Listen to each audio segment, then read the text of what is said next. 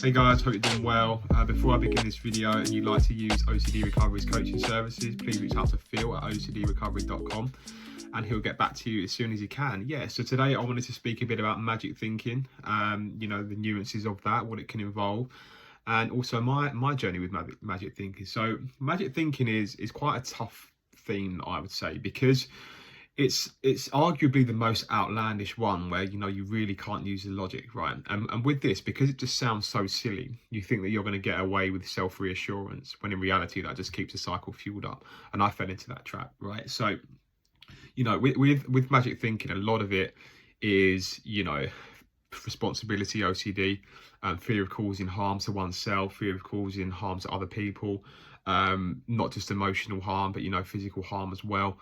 And what happens is, we make a lot of links between different things that aren't necessarily linked. So, for example, you might say, oh, if I put the volume on a certain number and I do that, that means that something bad is going to happen to me or my family. If I don't tap on this piece of wood 3 times, that means that, me and my family are going to be in danger. And there's so many different nuances of that, right?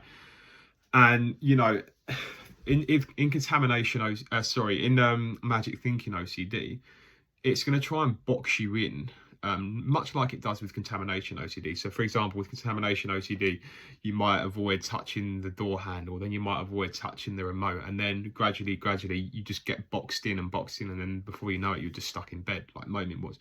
With magic thinking, it's very similar. So you might say, oh, I can't put my TV remote on the number 12, and then it might become, oh, I can't do anything on the 12th of November because of the day, because of bad luck, because of superstition, and then I can't have a conversation at 12 p.m. in the day, and all of that stuff, and it just boxes you in gradually, and it just the world just closes in on you, right? And with magic thinking OCD, it holds you hostage to these conditions that you have to meet, whereas when you're a fallible human, it's not always possible for you to meet these conditions, because we live in an inherently risky world with so many different outcomes, right? So a lot of magic thinking OCD and progressing in that regard is reducing avoidance. So it's really just going to be taking the risk of doing the thing that you're scared to do. So, taking the risk of, putting the volume on that certain number on the TV, taking the risk of not tapping 3 times, taking the risk of not, double checking on a loved one when you haven't done the mantra or ritual, okay? And, all of that is going to have to be brought down, really strictly cut down over time, and just taking the risk. And yes, it's going to feel very uncomfortable, and that you have all of this control, but rationally speaking, we just don't. Control is something that as human beings that we don't really have, okay? So we just have to be really mindful of that, right? So like I said, with me, so in my instance actually, so I was scared that I was making up a lie about my granddad going to hospital, and thereby it meant my fault. Of course, there's no logic in that, but you're not going to be able to out-logic that. So what I had to do was I had to do the exposure, aka make up the lie again, because I was really scared of doing that. Drop any safety behaviours and rituals that might come after that. So aka, I remember I used to message my granddad and not double check that he was okay after I did that, to make sure nothing bad happened to him. And it was just like reassurance, and it never lasted the full course. I was always trying to go back for more, probably being a bit annoying. So yeah, you need to be really, really careful with that. Okay, it's going to be taking the risk of not performing the compulsion or ritual. It's going to be really trying to work hard to bring those down, seeing where those core fears emanate from. So like I said, fear of bad person, fear of causing harm, working on unconditional self and life acceptance over that. Worst case scenario is so key with magic thinking, because there just isn't the logic there. It's so important just to look at the worst case scenario to bring that down. So for me, it was, well, you know what, even if I was at fault for something bad happening to somebody else, I could still accept it. I wouldn't like it, but I could see myself as, a fallible human who's capable of causing harm to other people just by virtue of existing. You look at Alec Baldwin, who, the actor with the gun, who accidentally shot somebody and killed them on a movie set, right? It's impossible for him to act differently in that moment due to the way he is.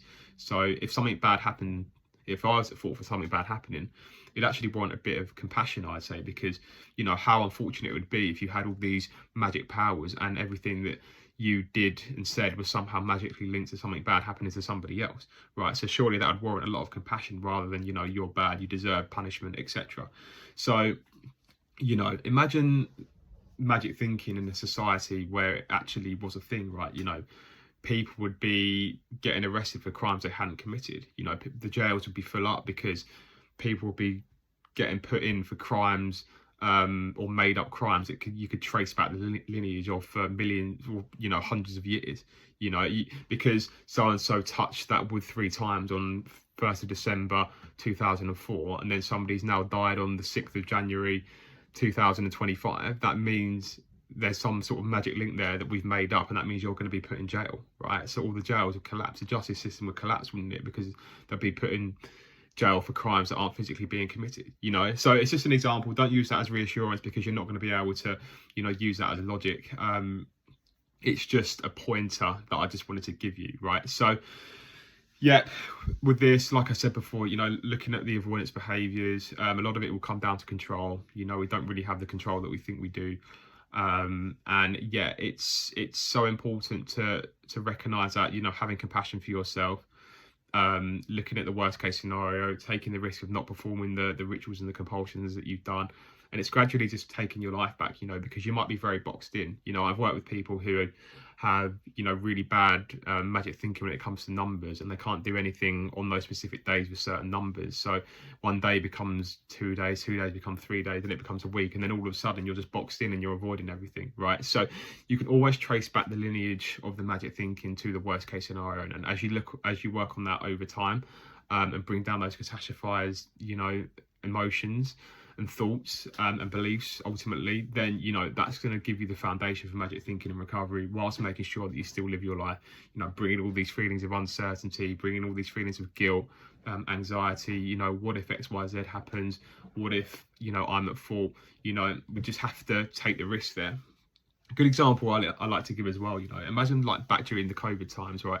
You can imagine the amount of people that passed on the virus to other people and then caused them, to die, and all these people aren't necessarily aware of it, but there's not like that chronic anxiety there, because there just isn't the belief system in there, okay? And for OCD, that might sound very triggering, but unconditional self and life acceptance will get under that either way. So yeah, very important to remember that when it comes to magic thinking, and I'll see you in the next video.